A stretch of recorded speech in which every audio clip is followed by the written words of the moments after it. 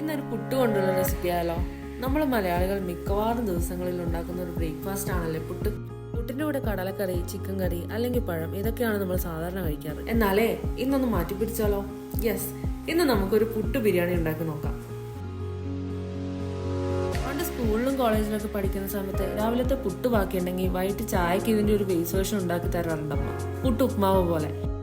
അതൊക്കെ കഴിഞ്ഞ് ട്രിവാൻഡ്രത്ത് വർക്ക് ചെയ്യുന്ന ടൈമിൽ രാവിലെ എണീറ്റ് ഉച്ചക്കത്തെ ലഞ്ച് പ്രിപ്പയർ ചെയ്യാൻ മടിയുള്ളപ്പോഴാണ് ഞാൻ ഈ ആയിട്ട് ആദ്യം ഉണ്ടാക്കി നോക്കിയത്. അന്ന് മുതൽ ഞാൻ ഇതിനെ പുട്ട് ബിരിയാണി എന്ന് വിളിക്കാൻ തുടങ്ങി.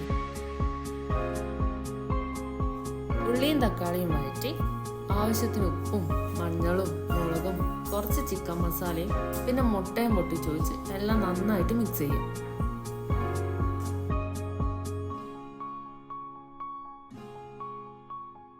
മാക്സിമം ഒരു 3 മിനിറ്റ്, അത്രയേ ഉള്ളൂ.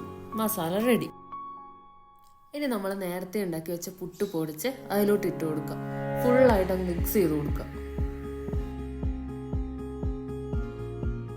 കുറച്ച് പെപ്പറും മല്ലിയിലയും കൂടി ഇട്ട് കൊടുത്താൽ സംഭവം സെറ്റ്. ഇത് നമുക്ക് ബ്രേക്ക്ഫാസ്റ്റ് ആയിട്ടും ലഞ്ചായിട്ടും ഈവനിങ് സ്നാക്കായിട്ടും ഈവൻ ഡിന്നറായിട്ടും പോലും കഴിക്കാൻ പറ്റിയ സാധനമാണേ. രാവിലെ തന്നെ നല്ല മഴയും തണുപ്പും ആയതുകൊണ്ട് ഒന്ന് ചൂടാക്കാൻ നല്ല ആവി വറക്കുന്ന കട്ടൻ ചായയും കൂടെ ഉണ്ടാക്കി.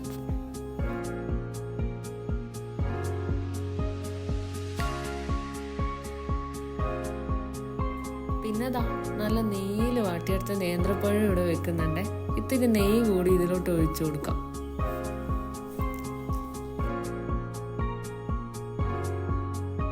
അപ്പോൾ ഇതാണ് എൻ്റെ ഇന്നത്തെ ബ്രേക്ക്ഫാസ്റ്റ്.